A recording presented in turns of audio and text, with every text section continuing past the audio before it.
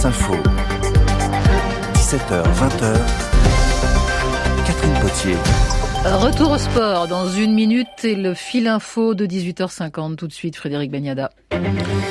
La région niçoise bientôt fixée sur son sort. Couvre-feu renforcé ou confinement le week-end. Le préfet des Alpes-Maritimes dévoilera dans la soirée ou demain les nouvelles mesures pour endiguer l'épidémie de Covid dans le département où le taux d'incidence est 3 à 4 fois supérieur à la moyenne nationale. Ne venez pas, lance aux touristes le maire de Nice, Christian Estrosi. L'inquiétude également en Ile-de-France face au risque de cluster. 2 soirées clandestines interrompues la nuit dernière à Paris et à Orly dans un stade avec une centaine de participants. Un policier a été blessé par des jets de projectiles, 5 personnes interpellées. Les indicateurs inquiètent l'exécutif. La tendance n'est malheureusement pas à desserrer la contrainte, affirme Gabriel Attal, le porte-parole du gouvernement. 22 000 nouveaux cas de Covid ont été recensés hier en l'espace de 24 heures. Le menu sans viande des écolos à Lyon, pas du tout au goût du gouvernement, de l'idéologie dans les assiettes. Le gouvernement reproche à la maire écologiste d'imposer un menu sans viande dans les cantines scolaires. Celle-ci défend un choix lié aux contraintes sanitaires. 48 heures après la mort d'un responsable d'un centre d'asile à Pau, l'auteur présumé des coups de couteau a été mis en examen et écroué. Il s'agit d'un Soudanais de 38 ans. Il était menacé d'expulsion pour des faits de violence. Un 18e titre de Grand Chelem pour Novak Djokovic. Le Serbe remporte son 9e Open de tennis d'Australie en surclassant le Russe Daniil Medvedev en 3-7 expéditifs. France Info.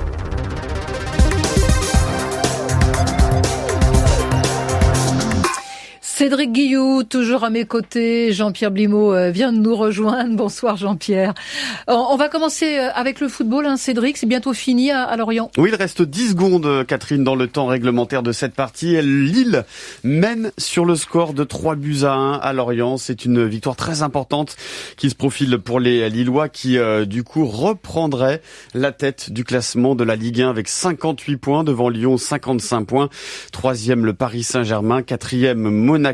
Et ce sera très important parce que ça voudrait dire que Lille, quoi qu'il arrive ce soir lors du match Paris Saint-Germain-Monaco, eh bien restera en tête au soir de cette 26e journée de Ligue 1. Il y a 3 minutes de temps additionnel avant la fin de cette partie du côté du Moustoir. Paris Saint-Germain-Monaco, c'est donc l'affiche de cette 26e journée. Elle va opposer le 3e, le Paris Saint-Germain, au 4e, l'AS Monaco. Paris qui, vous le savez, a brillé cette semaine en Ligue des Champions en s'imposant 4-1 à Barcelone. Mais ce soir, il y aura en face une équipe de Monaco qui est invaincue en 2021. Bonsoir Alexandre Vaux. Bonsoir Cédric. Vous allez nous faire vivre ce match en direct tout à l'heure sur France Info. Mais est-ce que ce Monaco-là, invaincu, je le disais, en 2021, il peut résister à ce Paris Saint-Germain qui monte en régime ? C'est toute la question, c'est de savoir en fait quel visage du PSG on va voir ce soir. Est-ce qu'on va voir le Paris triple champion de France, certes, mais gagne petit en Ligue 1, ou le Paris Saint-Germain en mode Ligue des Champions, vous le disiez, capable d'exploits comme mardi soir avec sa victoire sur la pelouse du FC Barcelone. Sauf que Paris, vous l'avez aussi parfaitement dit, n'a pas le choix. Le PSG continue de courir après cette première place du championnat, provisoirement 3e de Ligue 1. Effectivement, les Parisiens peuvent redevenir 2e à 1 point de Lille en cas de victoire ce soir face à des Monégasques, effectivement 4e, qui sont quand même à 5 points des Parisiens derrière. Donc c'est pourquoi Mauricio Pochettino, l'entraîneur parisien, devrait aligner au coup d'envoi sa meilleure équipe, la même que mardi soir à Barcelone, une équipe, oui, toujours privée de Neymar et Di Maria blessés, mais avec, bien sûr, Kylian Mbappé, et on l'a vu mardi, quand le meilleur buteur de Ligue 1 est en forme olympique, comme actuellement, eh bien c'est difficile de l'arrêter. À tout à l'heure, Alexandre Vaux, coup d'envoi de ce Paris Saint-Germain-Monaco. À 21h, j'ajoute, Catherine, que Lille vient de marquer un 4e but. Lille va donc s'imposer à Lorient. Coup de sifflet final dans quelques instants. 4-1 pour les Lillois sur la pelouse des Lorientais.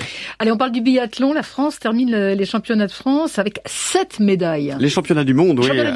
Les championnats du monde qui se déroulaient à Pokljuka en Slovénie. 7 médailles, effectivement. La dernière a été décrochée cet après-midi sur la Mass Start homme par Quentin Fillon-Maillet, une médaille de bronze. Alors la France du biathlon savoure et la France du rugby s'inquiète. Bonsoir Jean-Pierre Blimaud. Bonsoir. Le 15 de France de plus en plus touché par le coronavirus. 2 nouveaux cas détectés ce week-end.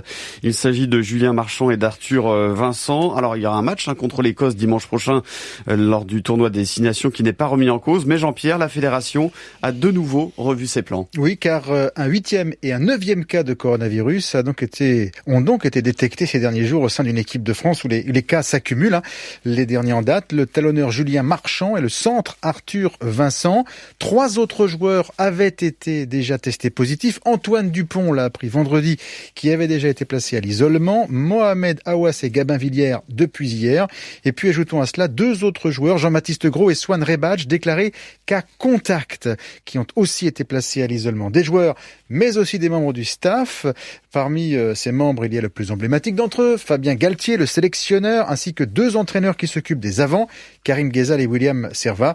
Un autre membre du staff, dont le nom n'a pas été révélé, est également concerné. Alors la fédération et les sélectionneurs surtout ont été contraints de changer plusieurs fois leur groupe pour le prochain match face à l'Écosse. Une nouvelle liste de 31 joueurs a été communiquée aujourd'hui. Elle peut encore évoluer. Mais pour le moment, vous l'avez dit, cette rencontre du tournoi des 6 nations, la 3e pour les Bleus, reste bien programmée dimanche prochain au Stade de France. Merci beaucoup Jean-Pierre. Et puis Catherine, on rappelle le 18e titre en Grand Chelem pour Novak Djokovic, le tennisman qui a remporté l'US Open ce matin, 7-5, 6-2, 6-2 face au Russe Danil Medvedev. Cédric Guillou, 18h56, France Info Senior tout de suite avec Frédéric Marié.